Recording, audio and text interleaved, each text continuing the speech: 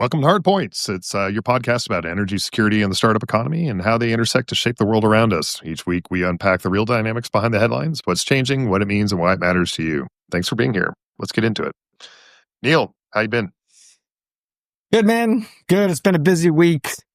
Startup CEO style. I had a board meeting on Thursday. That was yesterday. And as you know, that's just a ton of prep work, getting all the information sort of assembled into one place. And then it's kind of anticlimactic. Like, it's one of those things, but like if you knock it out of the park, you basically end up at net zero.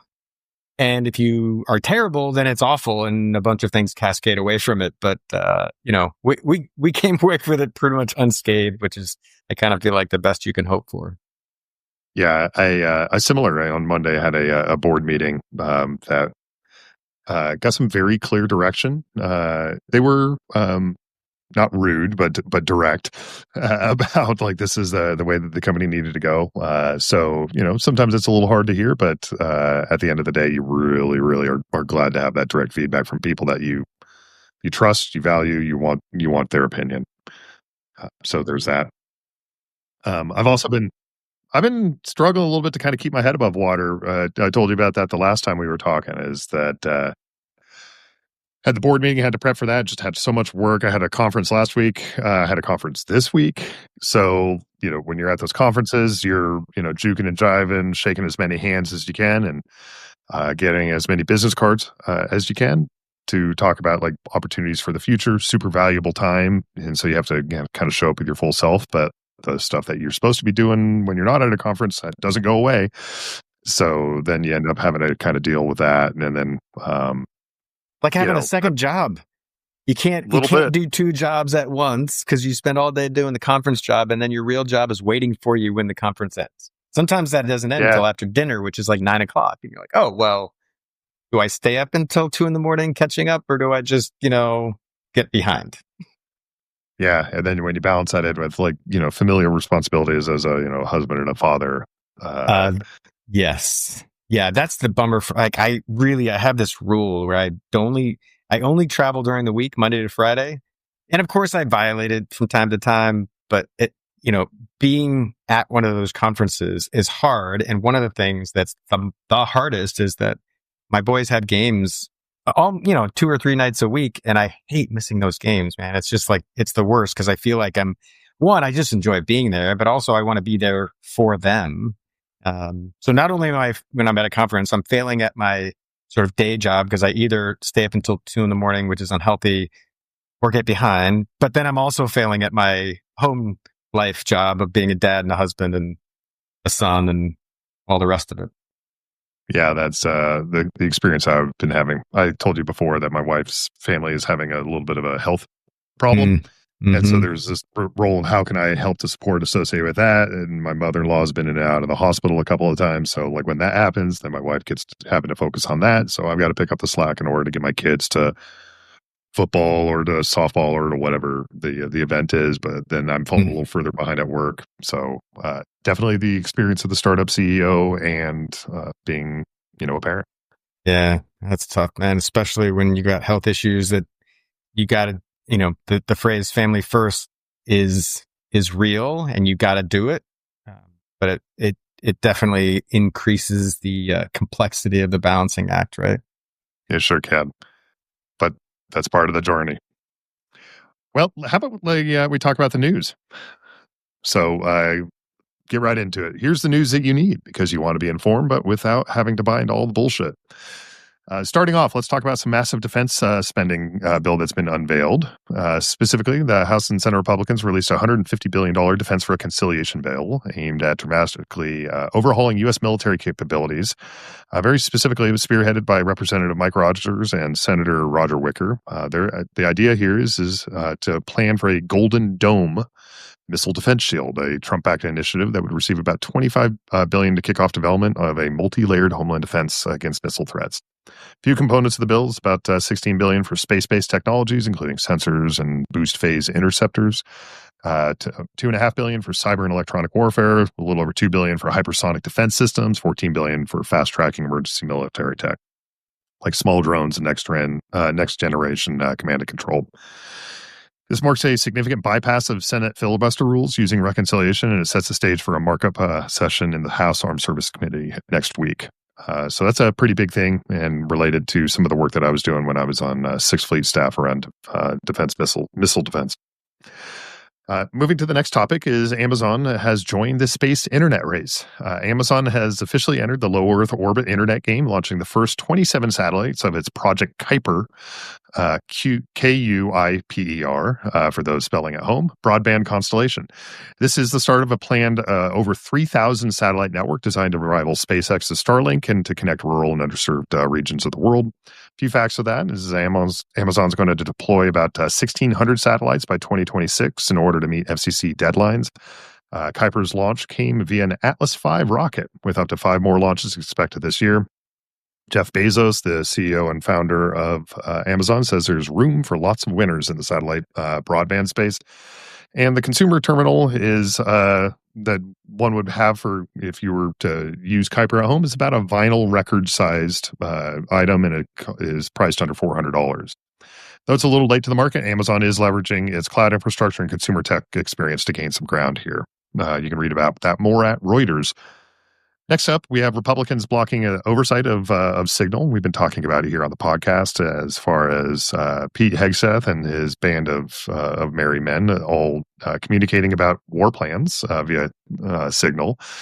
House Republicans moved to block a Democratic inquiry into that controversial use of the encrypted app to discuss military operations. The procedural rule was inserted to prevent a vote on a Democratic-led resolution that sought to investigate Hegseth's use of the signal, including sharing classified operation details in a group chat with his wife and lawyer. Critics like Representative Adam Smith, the Democratic Washington, says this avoids oversight.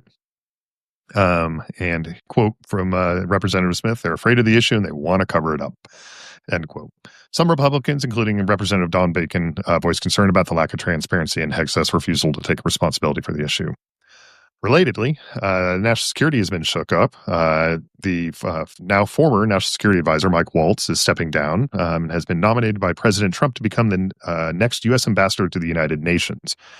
Until Waltz is confirmed, Secretary of State Marco Rubio will serve as the interim national security advisor, continuing his duties at state and also as the acting administrator of USAID, also acting as the archivist of the United States. So, pretty much the secretary of everything. So anyways, why the change? Well, it's associated with Waltz being under pressure as part of the leaking of those attack plans on Signal. Trump reportedly wants to handle the exit diplomatically, calling Waltz, quote, a good man. Deputy National Security Advisor Alex Wong is also leaving, and his replacement has not been named. There is speculation about a permanent National Security Advisor with names like Stephen Miller and Seb Gorka being floated, though no decision is final. Finally, strategic minerals are now a national security focus. The Biden administration had laid some groundwork in the area, but the Trump team is moving quickly to put its stamp on critical mineral security, which is to say all the elements that form the modern economy. Just this week, the U.S. signed a landmark deal with Ukraine to jointly develop and secure supplies of rare earths and other critical minerals for defense tech, batteries, and semiconductors. It was explicitly a quid pro quo requirement from the Trump administration about continuing to support Ukraine against the ongoing Russian invasion. Ukraine's mineral reserves, especially titanium and lithium, are seen as strategically vital. The deal comes on the heels of an executive order as well, authorizing exploration and potential leasing for deep-sea mining in U.S. waters, a move that was applauded by some defense hawks, but really slammed by environmental groups. The executive order directs the National Oceanic and Atmospheric Administration, or NOAA, and the Department of Defense to create an expedited permitting path for deep-sea projects. Together, these steps signal an aggressive pivot towards securing domestic and allied sources of materials like cobalt, nickel, and rare earth elements that are viewed as essential for the next-gen weapons and clean energy infrastructure. That's the news you need, things you need to know about energy security and startups. What do you think, Neil? Well, there's some really good stuff in there. I mean, look, the defense spending bill, I think, is strong. I'll start at the top with $14 billion for fast tracking emergency defense tech. I mean, I've said before, I'll say it again. We suck at innovation, bringing early stage tech into the U.S. military, and we're getting our butts kicked. This is, another step in a long journey. We've been getting better at it. We're still very slow, and we're still very much weighted towards the defense primes like Boeing and Northrop Grumman, et cetera. But, that this is a sizable increase. I think it's a really good sign for the future. On the other hand, I think Golden Dome is a little, I don't know. I mean, it's good and bad. I understand the premise, and it's really, one, it's not going to be what Israel has. People talk about it that way, but if we did what Israel has, it would be insane expensive. It would be trillions of dollars. That's not what we're talking about here. Probably what we're talking about is some sort of space-based system. But honestly, this is just the first tranche of cash. It's, 27 billion, I think you said, and it's going to be a lot more than that to develop it fully. And in general, I think, space is the next frontier. And, we started with the military advances in weapon technology started with the Romans. They made a sword of, 3 feet, and then the next guys made a sword of 4 feet, and we've been going ever since, right? So this is just the next step in the cat and mouse game of in that spirit. I do think space is the next frontier, but if you broaden it out, I think it worries me a little bit that it's just part of an overall strategy of like isolationist, hunker down, protect the homeland, and don't rely on our allies and, 70 years of relationships. Instead, just have this amazing missile system, and that'll solve all our problems, and we can do whatever we want with impunity. I know that's not what we're doing, but it's like that isn't over. That is an undercurrent of this spending plan, of this objective that, I hope is not the real objective. I hope it's just a matter of increasing our national security and not a bigger picture play. Yeah, it's part of what I did when I was stationed in Italy. It was my last active duty position. I was in charge of doing a lot of cruise missile operations for the U.S. 6th Fleet. U.S. 6th Fleet is all the area that includes the Mediterranean, Europe, and Africa for the most part, which meant that there was a component of missile defense associated with Israel. Integrated Air Missile Defense was the larger division I was part of, and so got to learn a little bit about it. And one of the things that you learn is that it's really, really hard, just from a physics question. It's about like how do you put the missile in the right spot that you're launching in order to intercept the other missile because they're going crazy fast. And there's from our fighter pilot days, you talk about like geometry, right? Of like how can you get a really high fast flyer? How do you get in front of it? Because if you're trying to catch it, your toes try to hit from the side, it's a really low probability shot. So you got to kind of get in front of the darn thing. And that's pretty much what we have to do with missiles. And so like the idea of a Golden Dome being able to protect all of the United States, which is one of the largest countries on the planet, versus Israel, which is a very small country. Yeah, it's like Rhode Island or New Jersey or something, right? I don't even know, but it's small. But even with defending Israel, like it was a complex problem. Right. And so the deal of having to do it really is trillions of dollars that you're talking about. Like if you're trying to defend the entire United States from all threats from anywhere in the world. But it kind of goes back to like the Reagan time frame around like Star Wars. Like people have been thinking about, like even before that, you talked about one of my favorite movies is The Right Stuff, and it talks about there's like the episode like Lyndon Johnson talking about like it's the ultimate high ground, and people have been thinking about space as this place in which we're going to have to be doing war eventually. So I don't know what to think of it really. Like, yeah, the military is supposed to defend the country, so I want to make sure that we're doing that. But to your point is like the allies side of things, like. What we need actually is to be putting missile interceptors in places that are closer to threats, so we're in front of that missile that would be coming up to come get us, rather than trying to intercept it in like these covering literally the entire planet. Yeah. I mean, well, I totally take your point about kinematics is the term we use in the fighter community.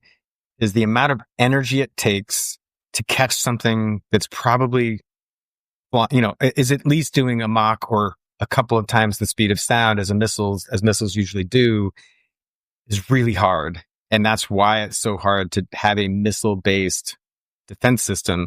I'm assuming that a good chunk of this is going to be space-based, but then we're talking about future tech that at least didn't exist when I was in the military. So I don't know what it is. I'm hoping with $27 billion, we'll be able to put a little more definition around it, I guess. Yeah. Yeah. Well, I mean, if nothing else, at least it'll give something Pete has to talk about over Signal. Yeah, fair enough. On your second story, though, I'm so excited about this. On the one hand, Amazon's already too big. I get it. But Starlink is maybe the most amazing tech that has come out in the last 20 years. If you haven't used it, you can basically put up a small little, dinner plate sized satellite receiver and get high speed internet basically anywhere at any time.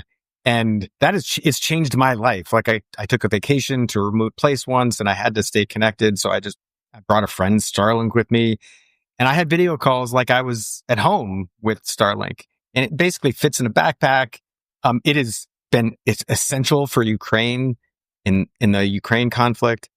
But man, we need competition because you've got Elon Musk making decisions about whether Ukraine has access to this technology. That's crazy backwards. Two, I'm a capitalist. Like we need competition. And if Starlink's the only game in town, we need somebody else to compete.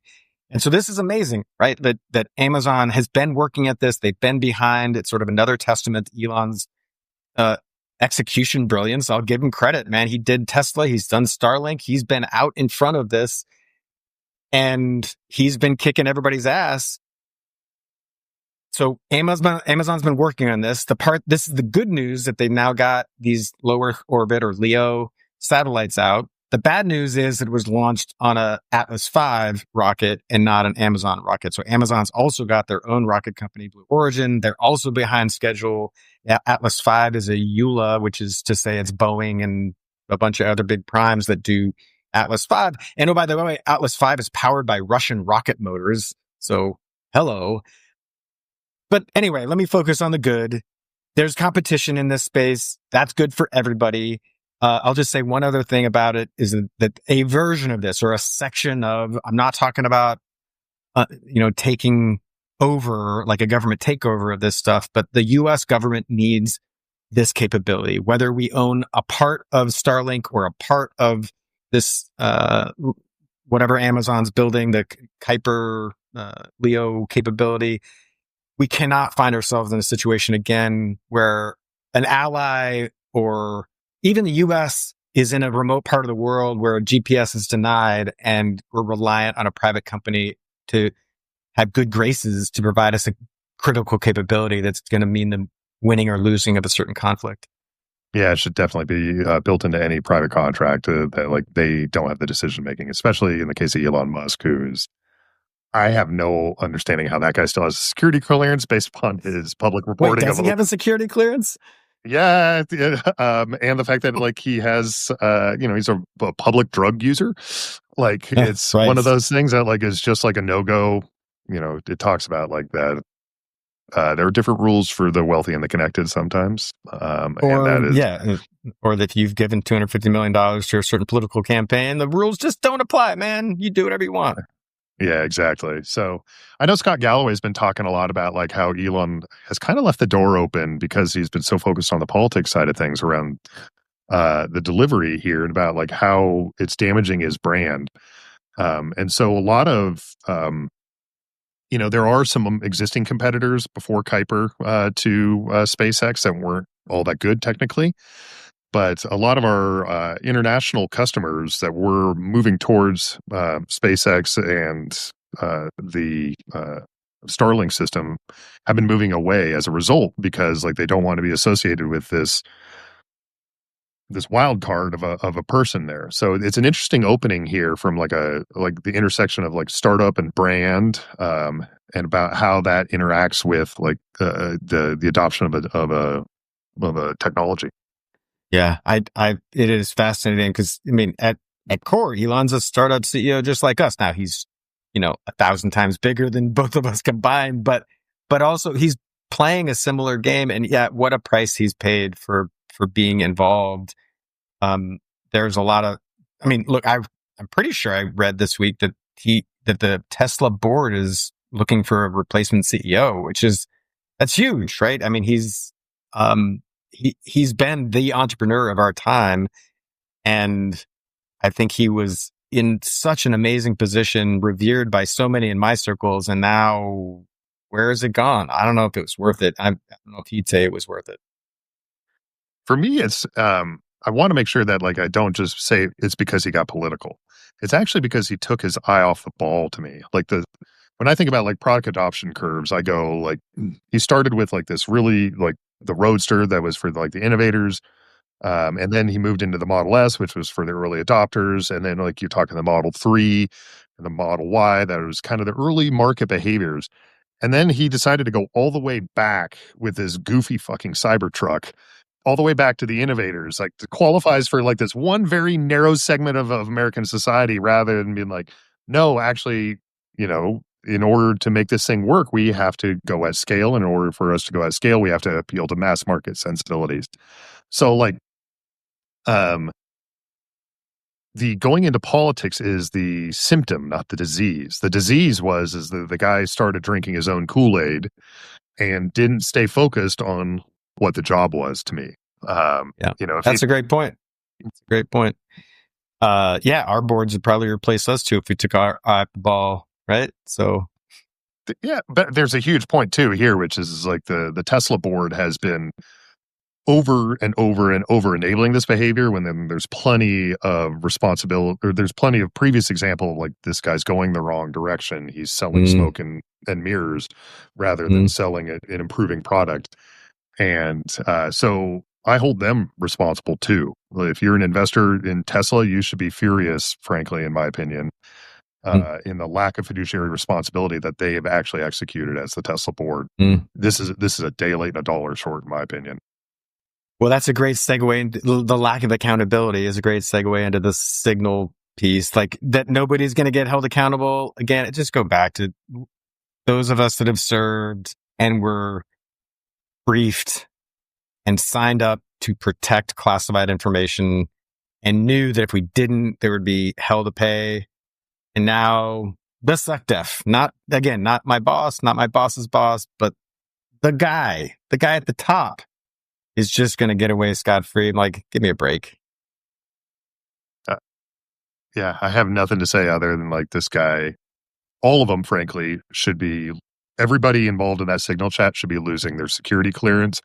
All of them require a security clearance for their job. So in response to that, they should be losing their jobs. Like every single one of them. And frankly, it's a criminal mishandling of classified information. It's an open and shut case on that. They not only should be losing their jobs, some of them should be losing their freedom. Like they should be getting prosecuted for this. This is not just like, he should learn his lesson. He should be losing, like, this is so far away from what the appropriate response is. Like, it's for me, it's infuriating. Like, I know people that launched on that mission and he didn't care. Yeah.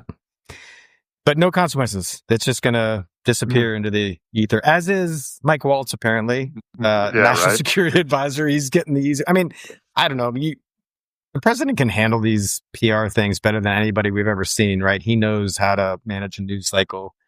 And I think this is a pretty smart move. He wants to fire Waltz, but he's going to make it quiet because he's going to send him to the UN. And I think we've seen that Trump doesn't really care about the UN. He's not going to engage in the UN. So Waltz is more or less getting put out to pasture by my read of it. Yeah, same here. I don't think he liked Waltz anyways, so he was a convenient scapegoat anyways. I think you saw a little bit in kind of the first Trump administration. There was a lot of people that they tried to put that were the adults in the room.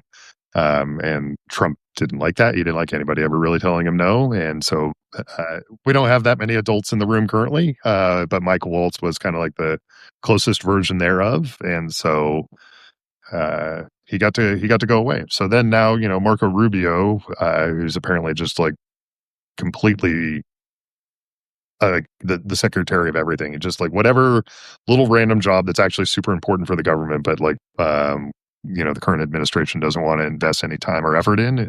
It's now Marco Rubio's job, apparently.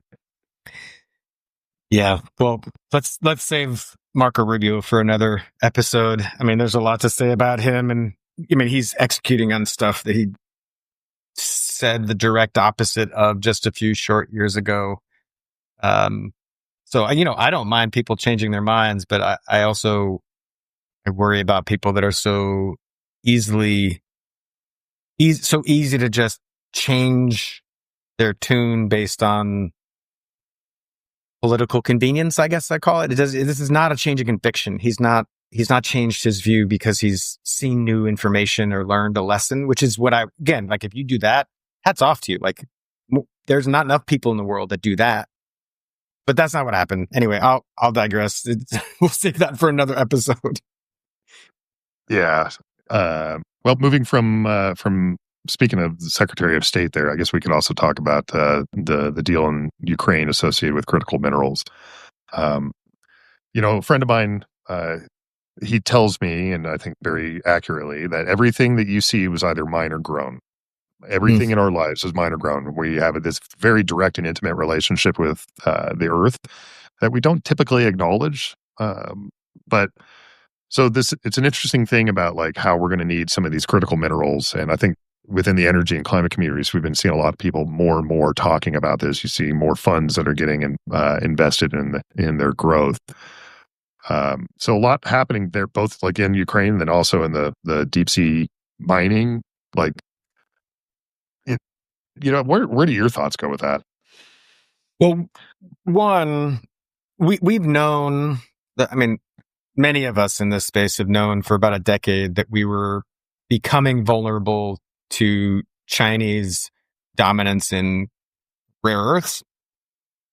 And, it was for a moment, I didn't see it coming this way in the middle of a trade war, but nonetheless, they've cut off rare earths from us. And, we've got about a year's supply based on what I've read.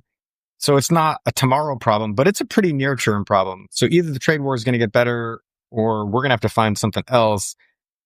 We're going to talk to Liz in a minute, who's in this space, and I'm excited to hear what she has to say about it. But like, mines take a long time to build. We have these minerals here. Like, my company is in Wyoming. There's some of these minerals in Wyoming. There's some where you live near Denver. There's lots in California. I mean, the only rare mine that's currently operating is in California. So we have these capabilities, but resources like that take a long time. So Ukraine and other places, I think we have to explore them. And what we've seen, the outlines of the deal are a little icky to me, because we're holding Ukraine hostage for our support in their conflict with Russia, in their war with Russia. That's icky. I'm all in favor of like doing a deal with them. Cool. But don't make it contingent on, whether or not we're going to support you in the war. But we absolutely have to solve this problem somehow. These minerals are used in batteries and chips and weapons to produce basically all the energy that we need in the US.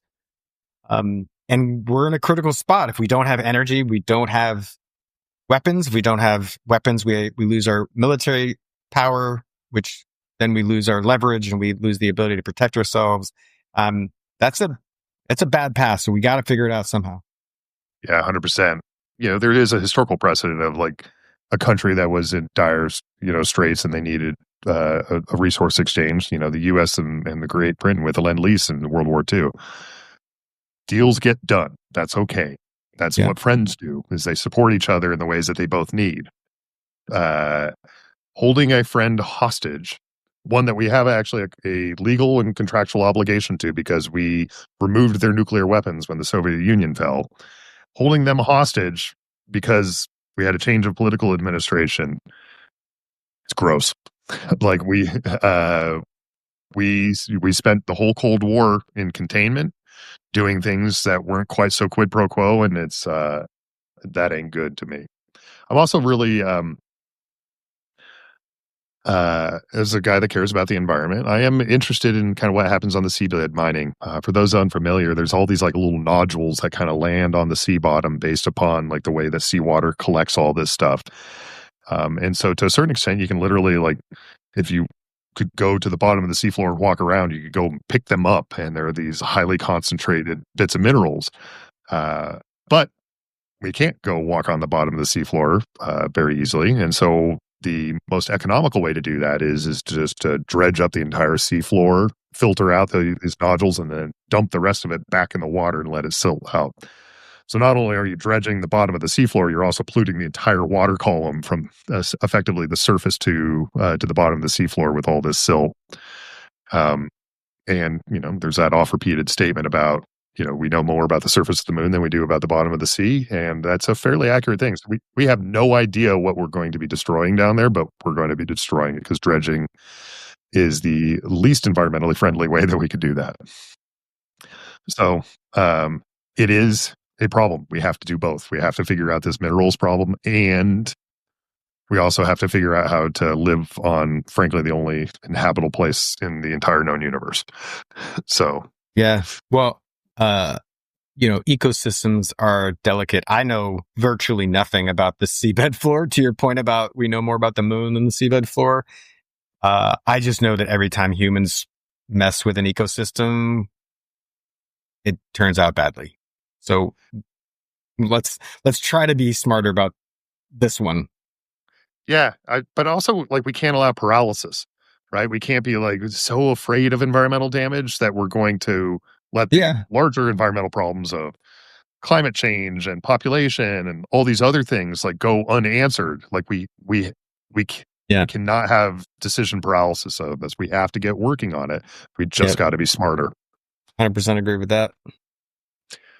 Well, let's go ahead and get to talking to Liz. She is a friend of mine. I've known her for a couple of years now. She is entertaining. She's intelligent. She's successful at everything she's ever done. And everything she's done is like almost feels random. She has a PhD in astrobiology. She's currently the CEO of a startup, successfully raising money and building a company. In between, she was running data systems for Amazon, like things that like just don't seem connected, but somehow she's kind of woven them all together into something pretty incredible. So I think everybody's going to enjoy listening to and meeting Liz. And so here we go.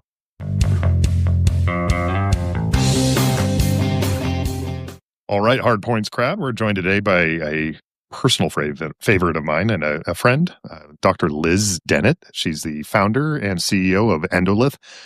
I'm not even going to try to explain Endolith because it's such a crazy, wacky company, and you're going to love hearing about it. So, Liz, thanks for joining us. Tell us about Endolith. It is such a pleasure to be here. Also, Mike, I will go anywhere you invite me ever for all time, and we keep crossing paths at random events, and it's always very, very fun. At Endolith, we are using microbes, nature's oldest miner. They've been around for billions of years to get more copper out of low-grade ores. If anyone listening wants to hear more about that, they can, of course, Google me, Google us. Or if you ever meet me in person, I will be a tall, purple-haired woman, and I will talk to you about this until you fall asleep, you are begging for me to stop, and I will still be like, no, so here's the thing about EH-PH reactions and about conventional mining. It's a really cool company. We are based in Denver. We have 2 labs here, and we're about 20 people. That's great. Yeah. So you said microbes. For those of us that don't have PhDs, a microbe, we're talking like amoebas, like little Close. Bacteria. Smaller. Like what? Okay. Smaller than amoebas. We are talking bacteria. Think archaea. I think the earliest things on life to evolve. You can fit over 1,000 of them on the width of one of your hairs. And it just to level set in terms of the origin of Earth, things like that. If you were the length of geologic time, there's been around for about 4.6 billion years. And if you could turn that into how tall you are, I'm 5'10", we're going to say 2 meters for simplicity's sake. This big, I'm holding up my finger to be about an inch, maybe less than that, would be millions and millions of years. But putting that in geologic time, bacteria first evolved right around where your knees were. And the dinosaurs first evolved around where your chin is. And I might be getting these a little bit confused, but the dinosaurs went extinct somewhere between your nose and your eyebrows. So bacteria had the universe to themselves, or the planet to itself, for a very, very long period of time. All of human civilization fits on the width of one hair on the top of your head. So when we think about the planet that we live in today, microbes been around for far, far, far longer than anything else we know. Multicellular life evolved around 500 million years ago. The air that we're breathing right now, that is from bacteria. They have immense capabilities to do things in terms of facilitate reactions, and we're leveraging these little minions to get more copper out of ores.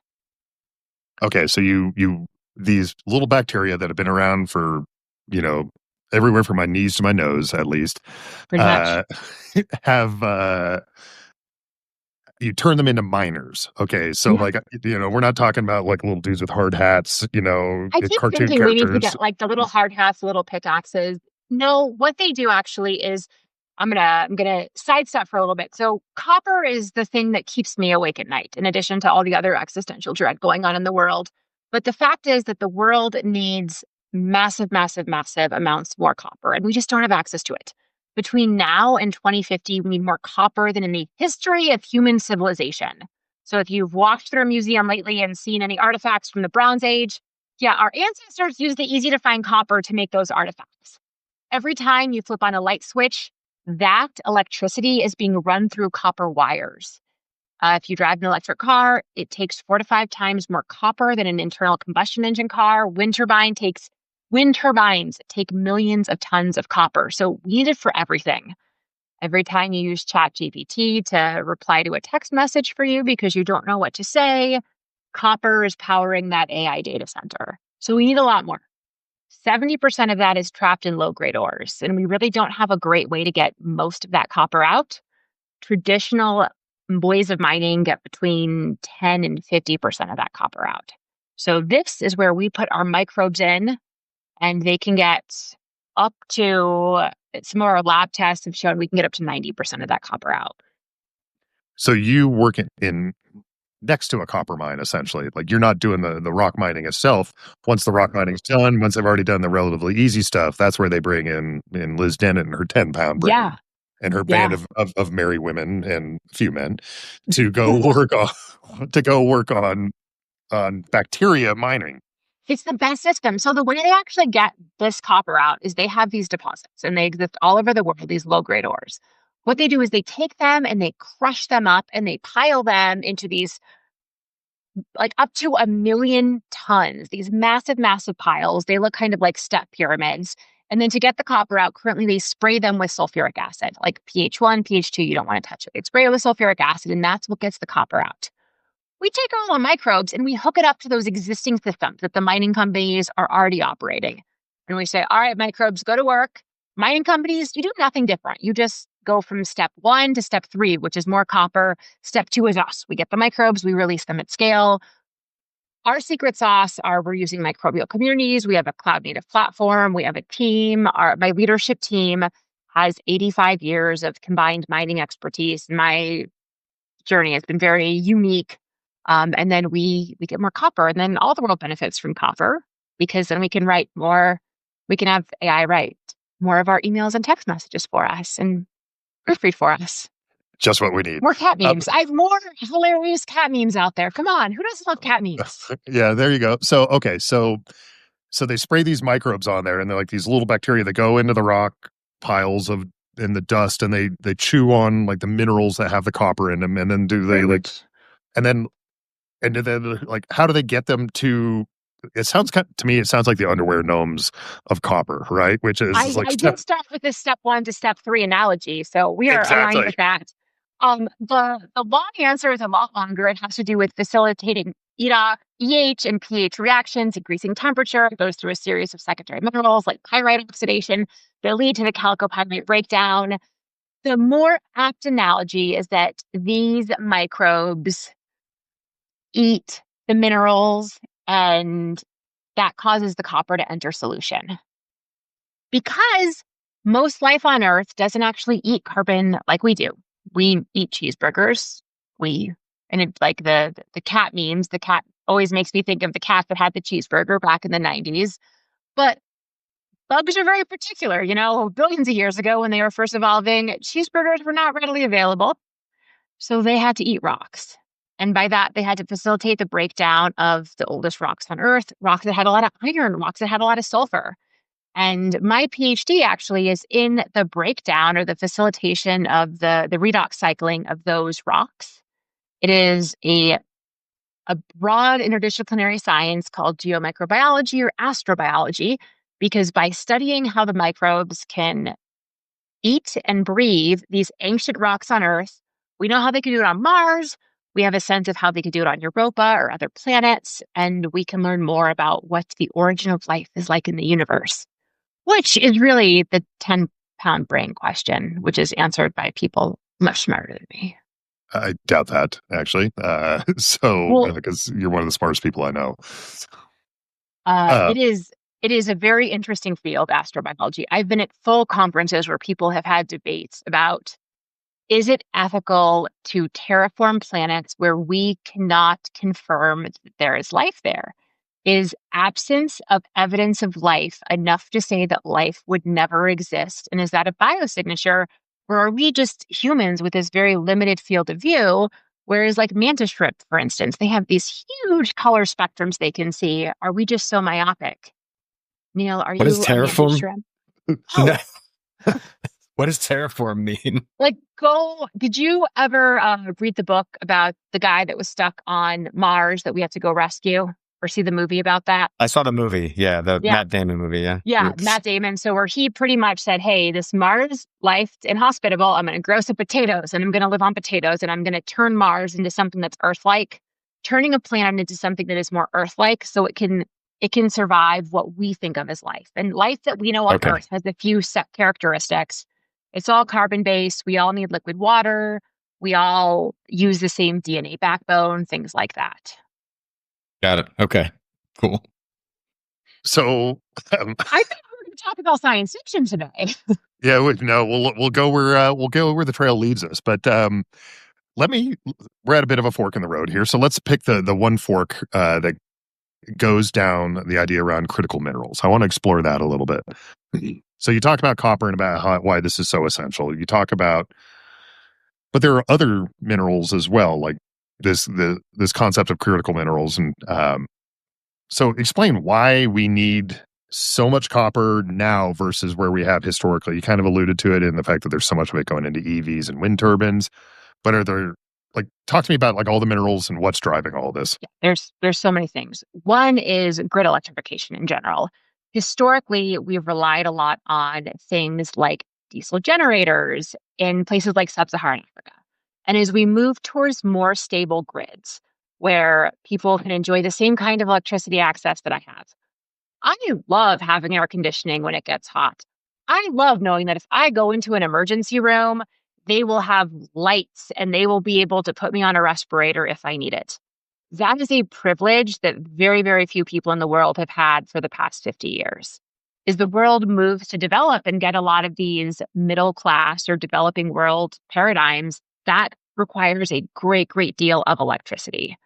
There have actually been studies done in developing countries like Bangladesh is where they've studied it the most. And when they introduce more electrification and more grid electrification, children don't die during childbirth because they have access to safe and clean environments. And women tend to go to schools, they have better economic outcomes, and they can contribute overall to a developing economy.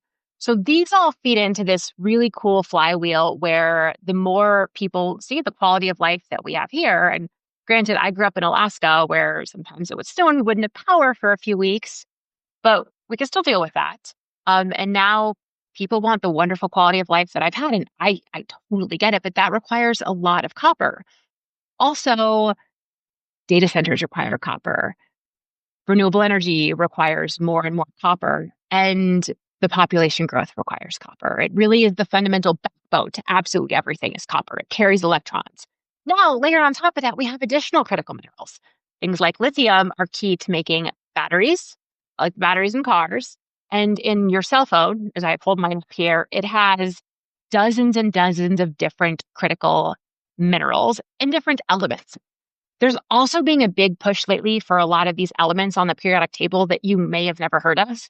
I'm not talking about actual fake elements like vibranium and reverbium and things that are out of the Marvel Cinematic Universe, but I'm talking about ones that are very, they're in like the lanthanide element and some of the ones that pop out on the bottom that go into things like magnets. And the landscape is going to continue to evolve as technology continues to evolve. As computers get faster, as we can add more stable chips for things like quantum computing, and as we have cooler technology that comes to fruition. And maybe one day these elements will take the place of things like vibranium and reverbium as we continue to do things that our ancestors would have thought were truly science fiction. One of my favorite factoids, and I think I've told you this one before, is that the average Nigerian pulling off of their electric grid consumes about 1/10 the electricity that my refrigerator does. And like, who am I to tell a Nigerian they can't have a fridge, right? Like, nope, we're going to have to do this. And so, this podcast is a lot about it's a lot about access to energy, but there's also like I think a security component associated with that, right? Which is the idea of that you know resources are part of like why nation states exist. It's why wars have been fought about them in the future. So like this is to a certain extent unlocking the access to these critical minerals is an important part of like our future security profiles as well. It's huge. And it goes into Maslow's hierarchy of needs in so many ways, too, because it's really easy to sit and you're comfortable. I used air conditioning as an example because growing up in Alaska, houses didn't have air conditioning because it was rare to get a day above 70. And now there's stretches that are above 80, 85 at a time, which is easy to say, yeah, just tough it out unless you're elderly or infirm or have health morbidities. Like it's not okay. Part of the origin story for Endolith is actually I used to work for this company, Wood Mackenzie. I was a VP of data analytics and data engineering, and I spent a lot of time in Scotland with my team. And one night I was at the pub with some of the most brilliant analysts, but some of the most brilliant research analysts I ever worked with. And we were just joking around about, oh, what's going to cause the zombie apocalypse? Is it going to be, I always thought it was going to be fresh water.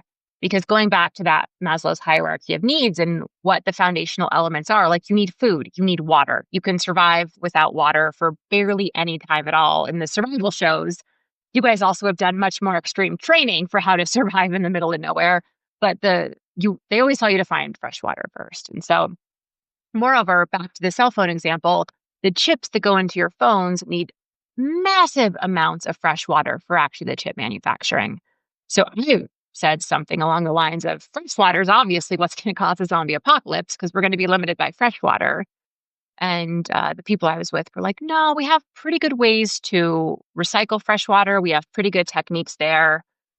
People are thinking about that. And I was like, okay, well, what are people not thinking about? What's the thing that's going to come out and just take everyone down at the kneecaps?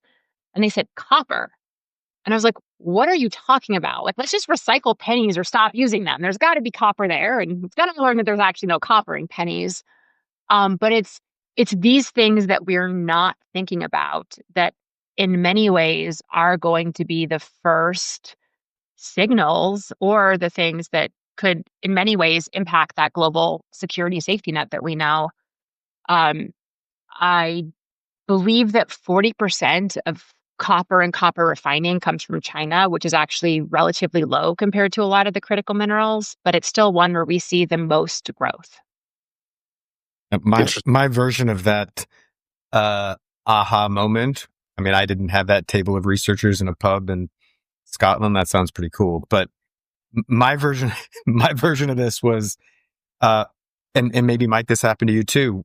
We'd be on a bombing training mission and we'd have to cancel the training session because there were interlopers that were coming onto the range because they were scrappers. And the scrappers were after copper. And at the beginning, I was like, why would you risk your life like trouncing onto a bombing range for copper? And then you back that out, and you're like, actually, copper's super valuable. And it's capitalism. They're just out there pulling copper out of the ground to go sell it on the secondary market or wherever. I don't even know. But that's for me, that was oh my gosh, we actually this is really valuable, and there are people out there willing to risk their lives to get it. Yeah. Which I, to the second part of my story is when I was at the pub, I was like, why don't we just take some microbes, figure out how we can optimize their metabolisms, get them on these heap leaches, get copper. We can use the cloud to optimize them. Bing, bang, boom, we're done. And they looked at me and were like, I don't know this. Why are you drinking here with us when you could be changing the world? I was like, that's a fair point. Okay. But to your point, Neil, that hits because I've never been in the position where I've been like, how much do I need to put my life on the line to try to make a living for my family? Mhm. Well, let's talk about that actually a little bit. So you decided that you were going to go become a startup CEO. So, we have a panel of 3 startup CEOs here, all kind of in the energy and climate space. So, yeah, what's that like? Talk to me about how you became Liz Dennett, boss. Oh, super easy, straightforward, easiest job I have. I work like an hour a day. I'm just kidding. If you don't know me, that is full on sarcasm. This is by far the hardest and most stressful job I've had, but it is by far the most rewarding job I've ever had. I never planned on being a CEO. I always thought I'd be a CTO or someone that's like the best supporting actor that's there propping up the CEO, giving him all the cool stuff. Meanwhile, not being the tip of the spear, not having all the risks, and just being able to do the really, really cool science, the nerdy stuff behind the scenes. And I have managed to have roles of increasing scope and leadership throughout my career, partially because I think I was just born ambitious and my brain doesn't work the way anyone else's brain works. And I'm always solving problems. No, that's not true. I'm obsessing about problems. I don't think I've been chill for a second in my life about anything ever. That comes as And a that's total fine. surprise. I know. Everyone that knows me is like, yeah. We didn't have someone that graduated with their PhD top of their class at 26 and has been doing all these crazy things would be a little extra. A little, yeah. Yeah, so weird. So weird. But yeah, it's always been very much like, I want to make a difference. I want to make an impact. What is the legacy I want to have on this planet? And now looking at this, like if we can enable this copper that right now is waste or right now is turning into potential acid mine drainage, and we can contribute to the global estate, even a fraction of a percent, that is a much bigger impact than I ever dreamed I'd be able to have on the planet. And that's our North Star. That's what gets me out of bed in the morning. The company here is the coolest company I've ever worked with. We have our values up everywhere. We laugh, we joke. My dog is in the office with me, but not in lab because safety is first. But it's cool. It's pretty cool.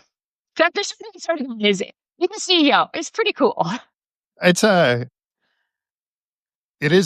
experience. You don't necessarily you're not necessarily born thinking like I'm going to be the CEO of a startup one day. But then when you wander down that path and you find yourself there and you're like, actually, there's a lot of stuff that is exhausting about this, but you end up loving it because you get to create.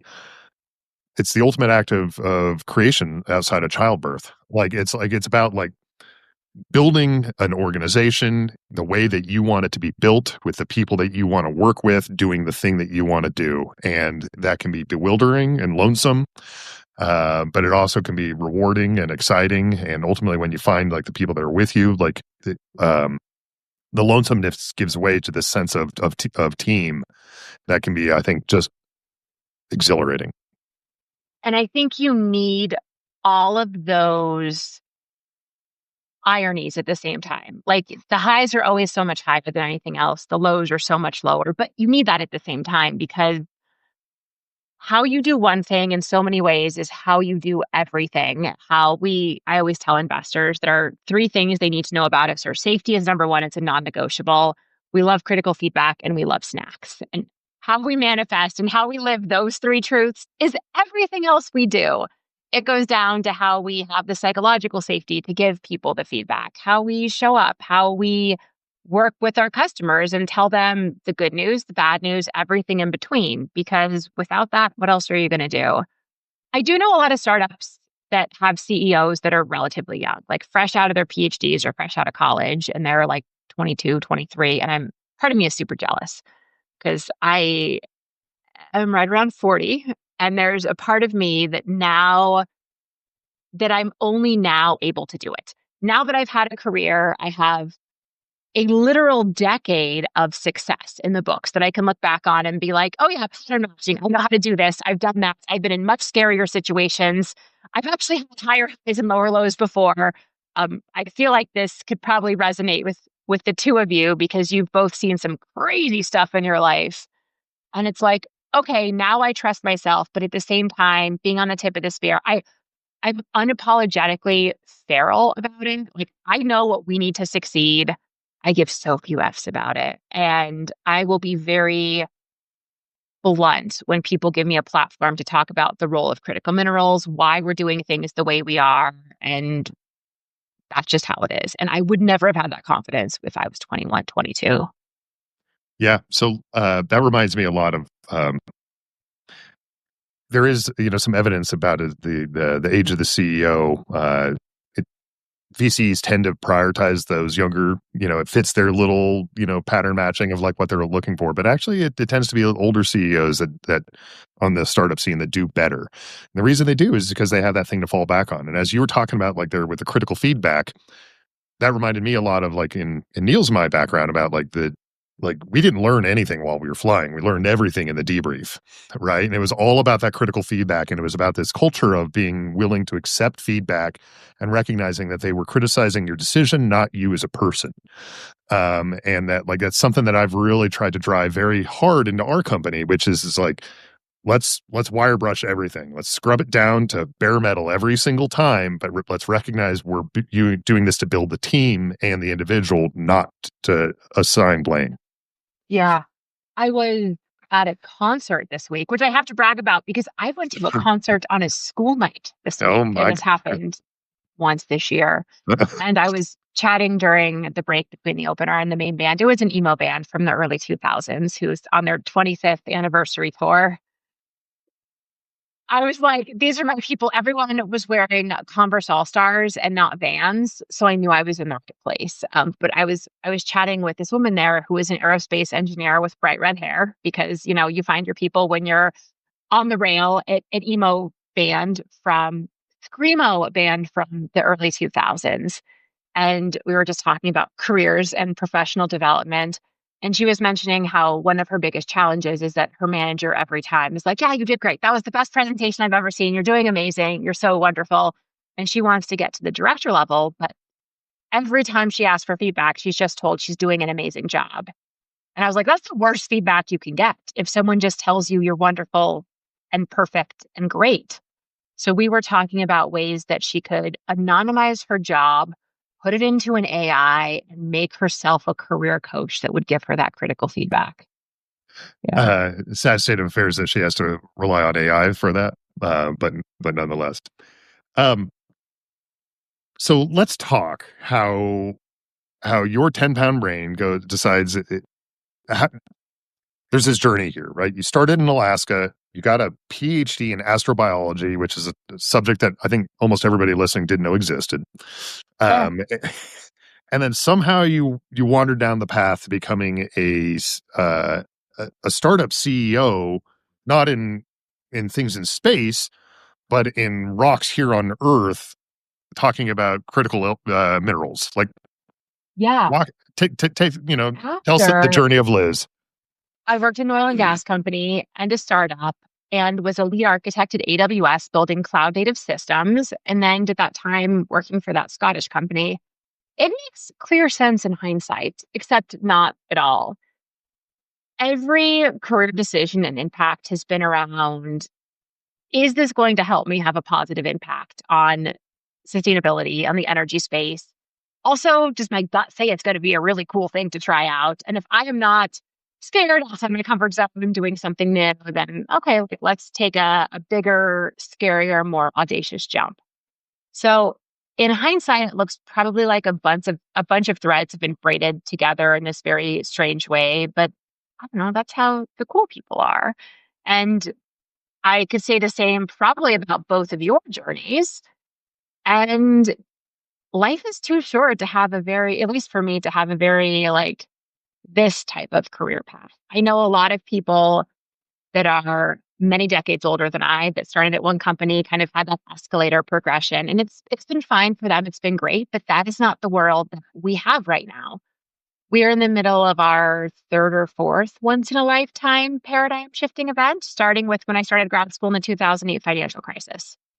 So, as I mentioned, microbes at the beginning that have been around for billions of years, they're always evolving. They're always looking for how they can survive. And I like to take my inspiration from the microbes. I love it. Can you give us a little bit more detail? So, where did you grow up in Alaska, and then how did you decide on astrobiology as the entry to your career field? So between Wasilla and Palmer, and my dad was a geologist, and so I always swore I would never do geology because you always want to, make your own identity. And I was going to go to law school and work in a very shiny office building in a very big city, and it was going to be this wonderful career path. I was the first from my high school to actually ever get a PhD, which says a lot about where I grew up. Funnily enough, my brother was Gatorade Player of the Year for football. He graduated 3 years after I did, graduated high school. I got into grad school, full ride to Wisconsin-Madison, #8 geochemistry program in the nation. It was my top choice. My brother was Gatorade Football Player of the Year. The high school threw him in assembly. And to this day, whenever they're like, Liz, you must be the golden child, everyone I meet, they're like, yeah, my brother's the platinum child. And now he is a high school special education teacher and football coach in the Midwest. And I just learned from my sister-in-law that he'll be getting his black belt in jiu-jitsu on Friday, tomorrow. So like every time, it just keeps you humble, which I love so much. Um, to answer your question though, astrobiology is the coolest thing I'd ever heard of. I read a lot of science fiction growing up. My role models were science fiction characters. They were Jadzia Dax off Star Trek. They were Jodie Foster's character in Contact. They were these incredible humans that I wanted to be when I grew up. And then when I learned that NASA actually had groups that were studying origin of life, I was like, put me in, coach. So I cold emailed every professor out there in the mid 2000s that was doing grad school for this NASA astrobiology group and was like, hey, I'm from University of Alaska Anchorage. You've probably never heard of us. I would love to work for you.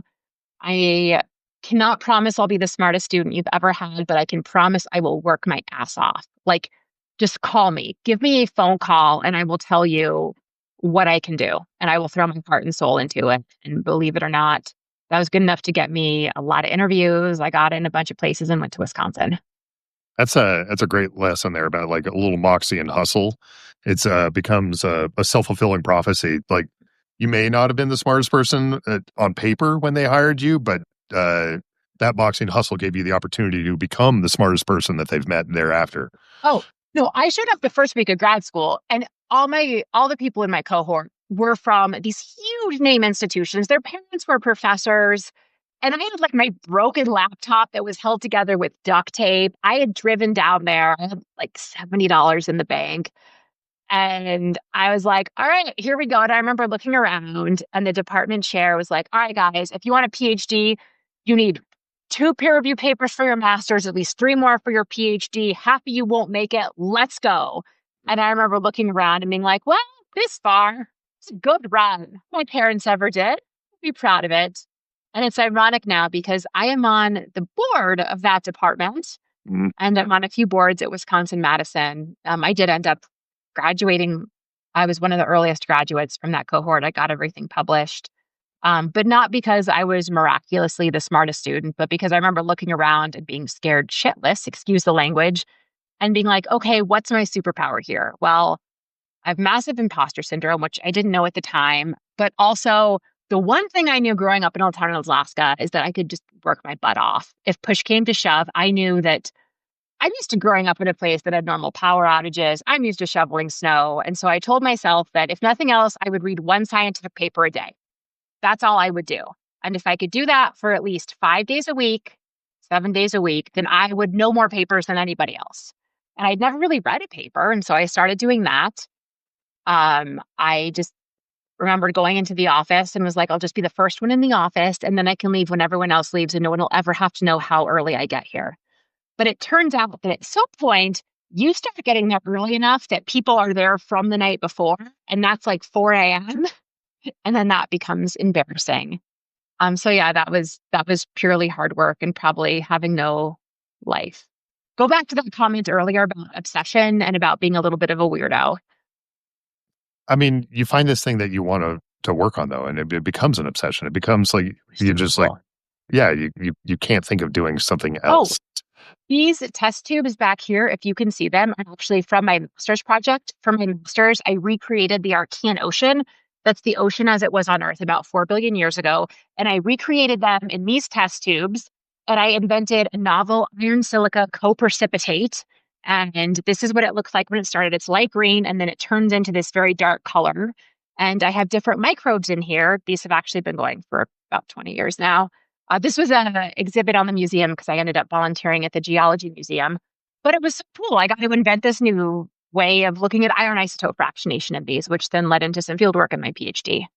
And I have them as a little tribute. Plus, they look like a cool art experiment. I'm sorry for those listening that cannot see. Maybe I'll put a picture on LinkedIn. You're good. I just think that some people, Liz, keep houseplants, but you decided to keep archaeobacteria.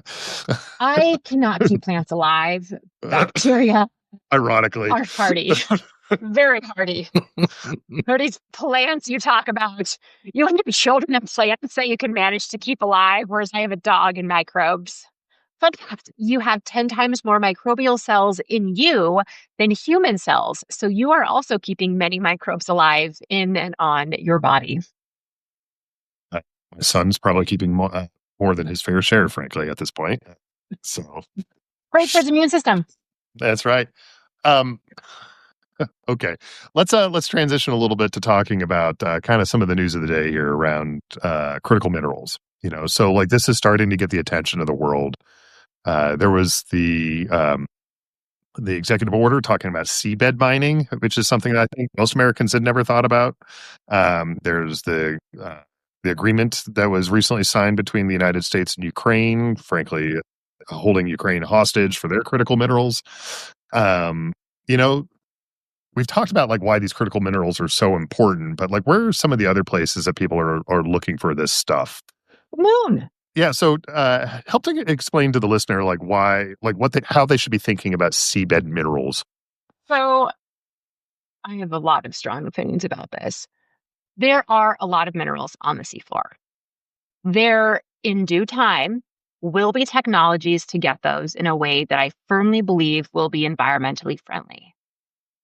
Dredging the sea bottom to get them, I have not seen compelling scientific evidence that it will first do no harm, like Hippocratic Oath style, first do no harm.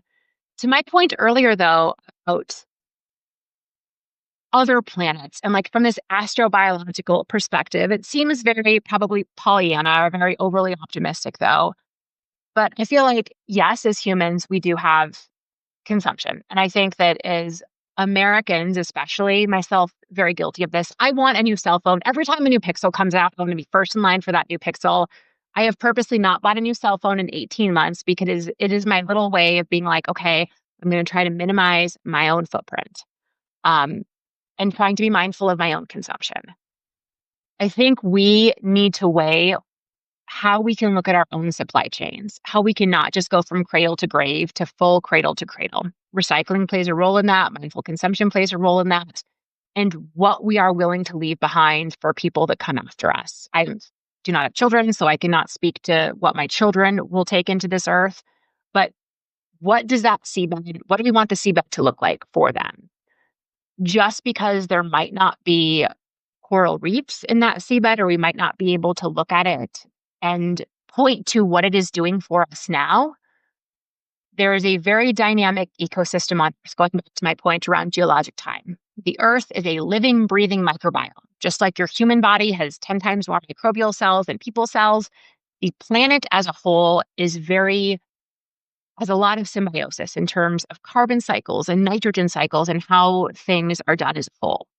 When you start to strip away or take pieces out of that, it can disturb the whole in ways that we're not aware of.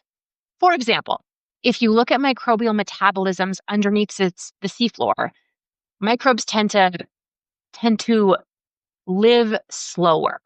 Instead of dividing once every 20 years, like E. coli in the log stage might do on surface conditions, microbial cells might divide every 100 years. Because in the fullness of geological time, it still is a big, meaningful amount of time, an amount of chemical cycling that can happen. So just because we can't point to something and see it happening in like TikTok time doesn't necessarily mean it is not playing a huge role. And I get very worried that we are trying to balance the needs of short-term consumption and geopolitical impact with the needs of being good stewards of the planet. I will get off my soapbox now. No, stay on the soapbox. That's great. I'm sort of curious, is there a meaningful difference between seabed and, I mean, I'm going to try to use a big word here, terrestrial mining? So like where we're planning on doing in Ukraine, what we're doing just a little bit of in California, what China is doing a lot of, is that different than, ecologically speaking? Yes, it is. I like my mines where I can see them. I recently interviewed someone for the company, and she's from Arizona, and was like, no offense, Liz, I don't work for you because if you guys are successful, there will be more mines in the world, and there are mines in Arizona. I don't want more mines where I can see them. And I was like, hey, you're wrong. I want mines where I can see them. I actually love working with mining companies, the big mining companies that we work with. I also love mines in the US because when we cannot see mines very broadly, when we abstract the mines and put them in places that we do not have visibility to, when we do not have the ability to put policies in place for the safety of the people that work in the mines and the environmental safety, things get a little bit messy. What I mean by that is the mines we have in Arizona, the mines we have here in Denver, we have OSHA requirements. I can go to any of our mines and they will not let me on site if I do not have my safety training, if I'm not wearing steel-toed boots, if I am not following all the laws. We sign anti-slavery pledges. We have to pledge that we are not using any undue labor practices with any of the mining companies that we work with. When you don't see that happening right here and you can't hold yourselves accountable to it, things start to get a little bit murky around the edges. And there have been many, many examples of that happening in very specific countries that I will not name here. But I also think that it's kind of the price we pay for what we do. In Alaska specifically, we always had to balance the role of natural resources. My dad worked in oil and gas companies. I have many friends that work at Red Dog Mines. Those are net extractive industries with being an environmental steward. And having that in the forefront of your mind, saying, hey, we are going to dig out this massive pit. We are going to make an indentation in the earth, but we want to leave it in a place that our children or the stewards of our land will appreciate it. That's very different than saying, hey, it's under the ocean. We can't see it. We don't know it. We don't actually have 50 or 100 years of cleanup and closure detail around it. Those are probably also in international waters, or at least outside the exclusive economic zones, right? Most of those. All right, but let me shift you also. Can you extend that question to extraterrestrial? Go a little sci-fi on it. So Absolutely. You feel the same way about mining an asteroid? Absolutely. I've had many very heated debates about this because from a first principles astrobiologist perspective, just because we can't see life there does not mean life might not be there.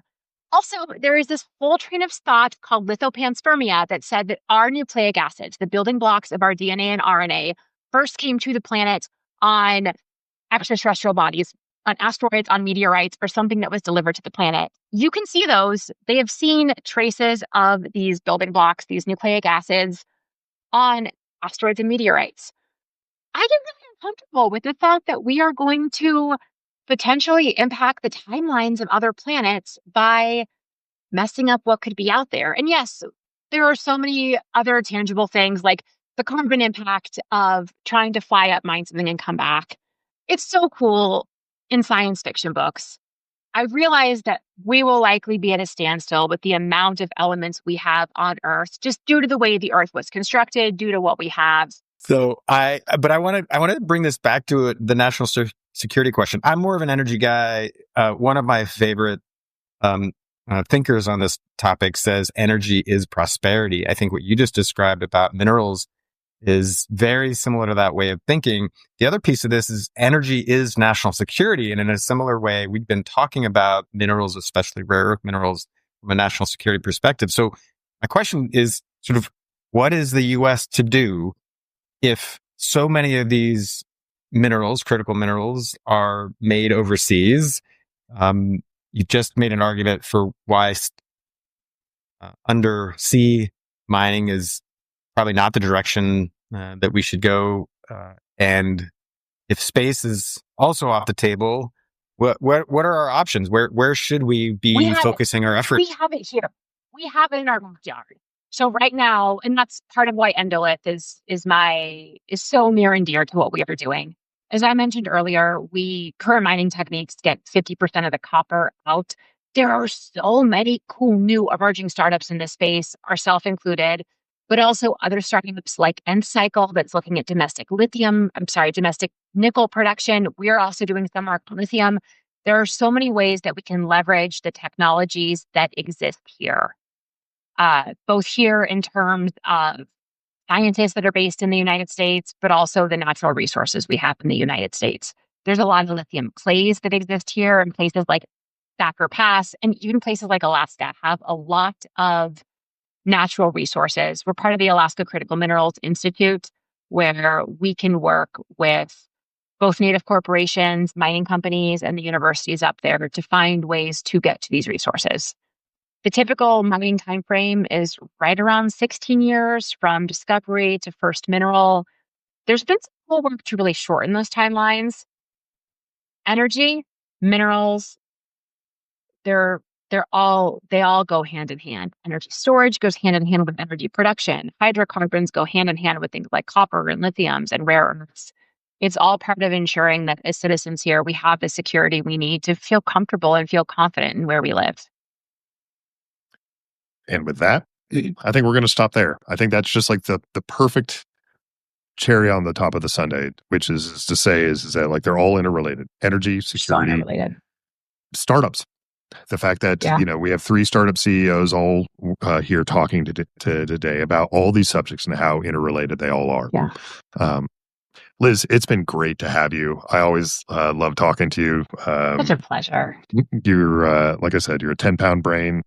So I'm glad that you bring it down to the level of the crane-eating Marine. And for all of our listeners. So thanks for humoring Neil. It's been great to have you.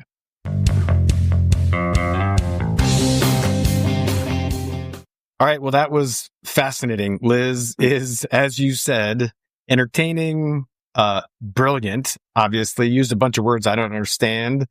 And I learned some stuff. So that was cool. Yeah, she's always fun to be around. If you get a chance to have a beer with her, she's even more entertaining in person. Right on. Yeah. Right on. All right, man. We're at the part of the show where we talk about our goods, bads, and others. Neil, why don't you start us off? All right. Well, my good this week is pretty personal. I moved to my current neighborhood about 4 years ago. I, grew up here. I actually live on the street I grew up on. But I went away to the military and then to Google for, the better part of 20 years. And I came back and I made some friends here in the neighborhood, and a couple of them came over on Monday night. I cooked up some steaks and we had a conversation. Generally speaking, we've steered clear of politics. We just we have a bunch of other things in common, kids and community stuff.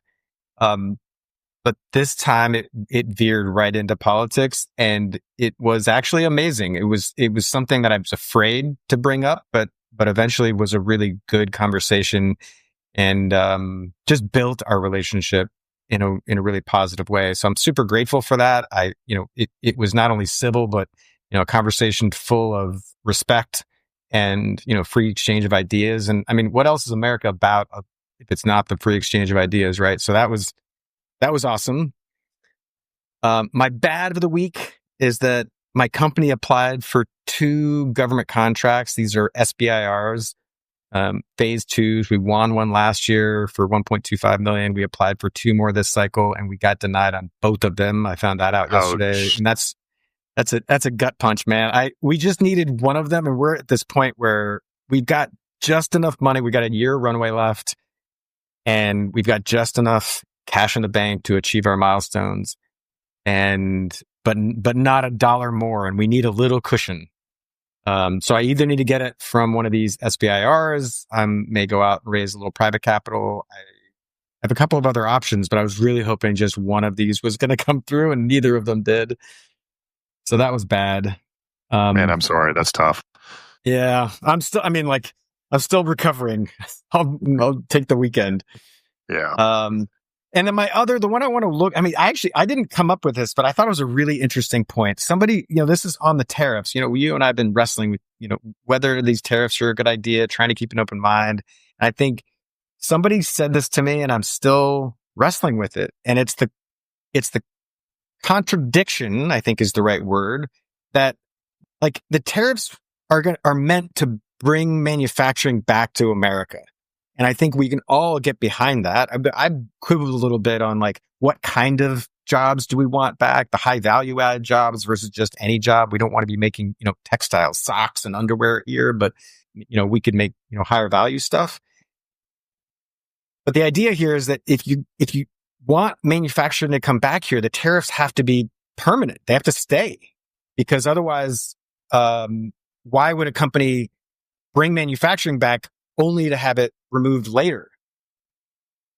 And yet we're also hearing that the tariffs are a negotiating point, meaning that they're going to be leveraged up and down based on a negotiation with this country or that country. And I have not resolved that contradiction. They can't be both at the same time.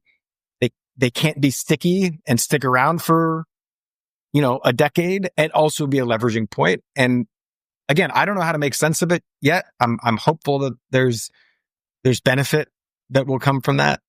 But yeah, I don't know. I don't know on that one. I heard that point. It stuck with me. I'm still working it out. Yeah, I can follow your concern there. I tend to be a Teddy Roosevelt when it comes to negotiating. Walk softly and carry a big stick. That does not seem to be the course of action that we're doing here. So I am skeptical of the likelihood of success, though I obviously want to see it succeed as far as a domestic, manufacturing capacity.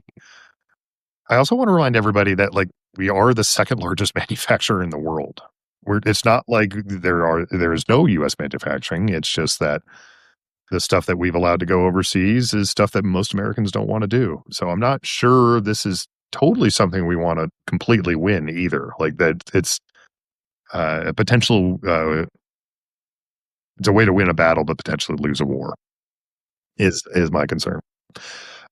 For my goods, bads, and others, let's see. My good is the newsletter that I put together. Excuse me, not the newsletter, the open letter that I put together for the Naval Academy, specifically to the superintendent, asking her to make a course correction associated with the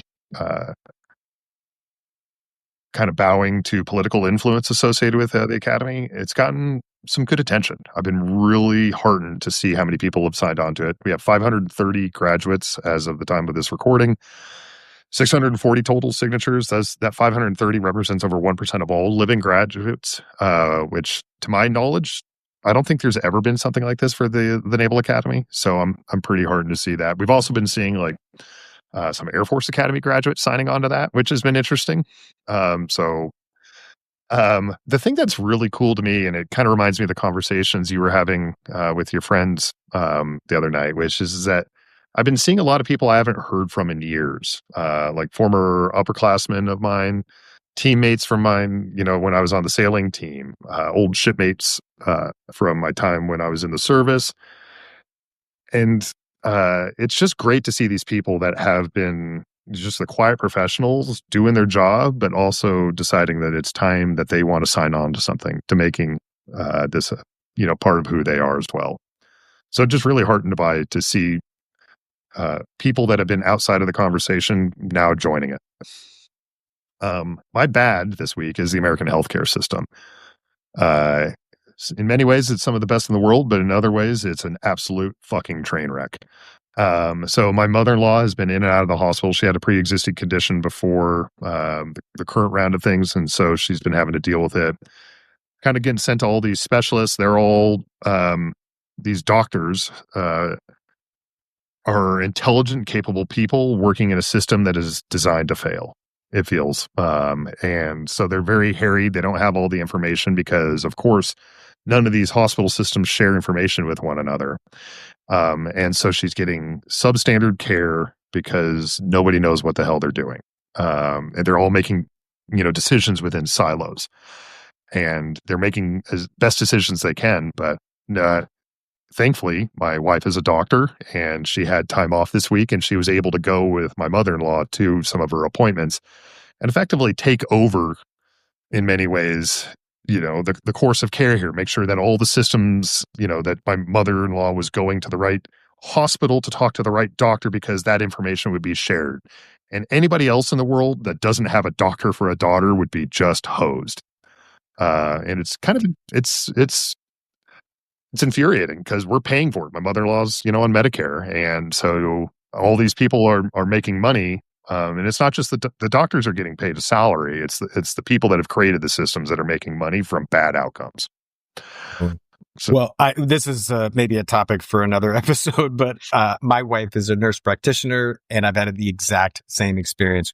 Without her guiding the process, the whole thing would just fall apart. It is not everybody has a person like that in their family. Yeah. Thank God. That we have that, but like my mother-in-law was immiserated because she was getting poor care, and we were spending a lot of money for it. Moving on, my other is my son is in Scouts. My son and daughter are both in Scouts, and it's been kind of interesting to watch him mature specifically. So he's just entered Scouts out of Cub Scouts, etc. And the other night, I dropped him off. I had to go do some things. It's kind of balancing all those, things that we were talking about before. And when I came back, he was sitting there and being directed by one of the oldest boys in the group, an Eagle Scout, about like what he needed to be working on this week. And then I've been watching my son independently without me saying a damn thing, working on it himself, making sure that he's logging on it.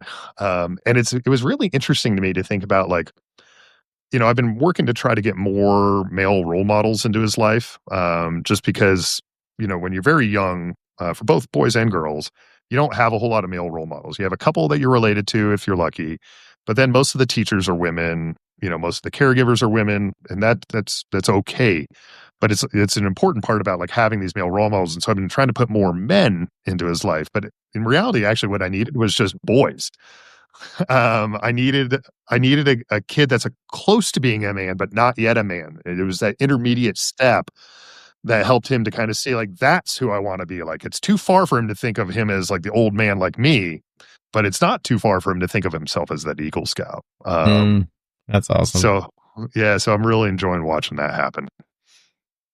Well, that's it for this episode of Hardpoints. Thanks for listening and for being part of the conversation around energy, national security, and the startup world. If you found today's episode useful or thought-provoking, make sure to follow us on wherever you get your podcasts. And if you're feeling generous, share it on social media or send it to someone who'd appreciate it. Thank you again to Liz Dennett for joining us. Hardpoints is produced by Jordan Garuso and brought to you by the Valor Media Network. We'll see you next week.